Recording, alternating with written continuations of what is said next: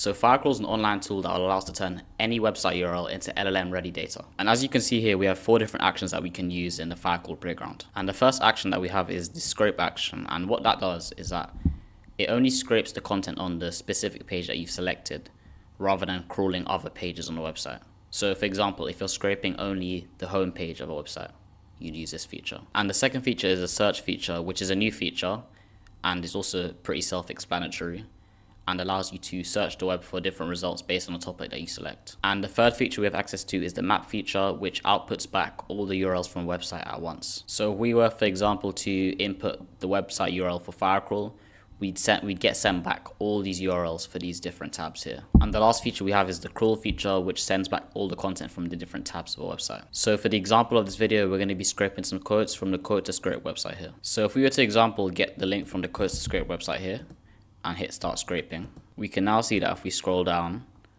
we have all the content from the main page of the quote to scrape website in markdown format. And you can see here all the quotes here. So if we just to copy this one here and we were to do Control F to find and paste in the quote, we can see that the quote is here on the website. And if we were now to select the crawl function here, what this function is going to do is it's going to allow us to scrape all the quotes from each section of the website. So if we just take a look at on the side here, we have top 10 tags. What this will do is it will scrape the quotes from each of these different tags here. So we're going to go ahead and paste this URL again and hit run. And now that the crawling is finished, we can see that we have 10 results here. Rather than before when we were using the scrape feature, we only had 1 result. Because the scrape feature was only scraping the content on the selected page, when now that we're using the crawl feature, it's scraping the content from all the different pages on the website. And if we just scroll down now, we can see all of our results here.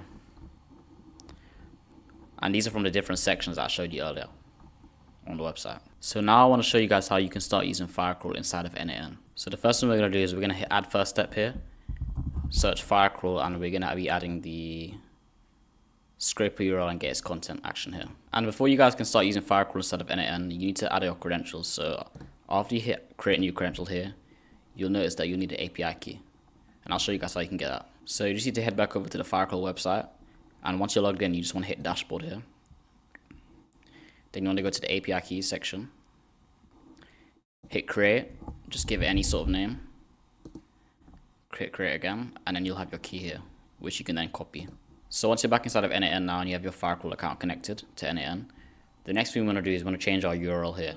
Because at the moment, as default, we have the Firecrawl website, and we want to be able to enter our own URL and scrape our own websites. But ideally, we don't really want to be entering the URL here every time.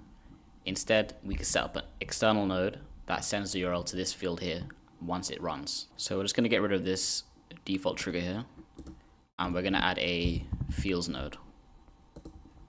And we're now just going to create a field and call it URL. And where it says value here is where we're going to be adding our URLs. But if we just come out of this fields node and we go back into our Firecrawl node, we're just going to get rid of this Firecrawl URL first. And in this box here is where we need to add a string so that the Firecrawl node knows where our URLs are coming from. So we're going to go back out of this and we're going to go back into the fields.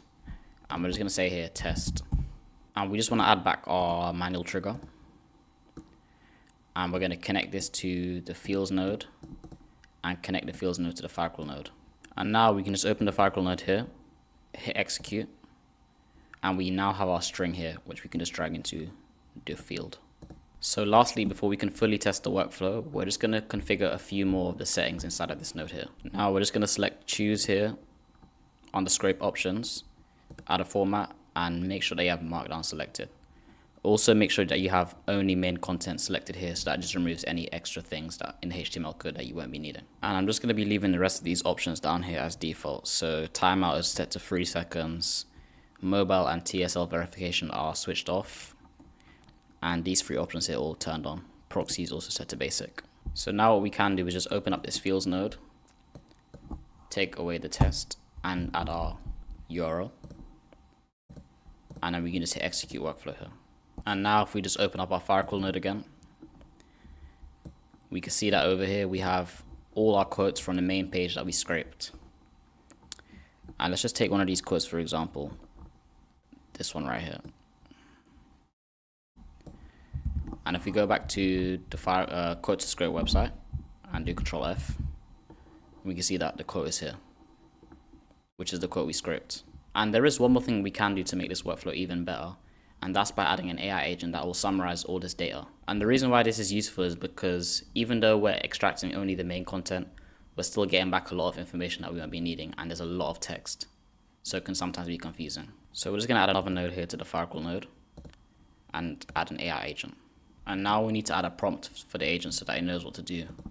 We're going to hit define below, and we're just going to say summarize the output content from the Firecrawl tool so that it's easier to understand.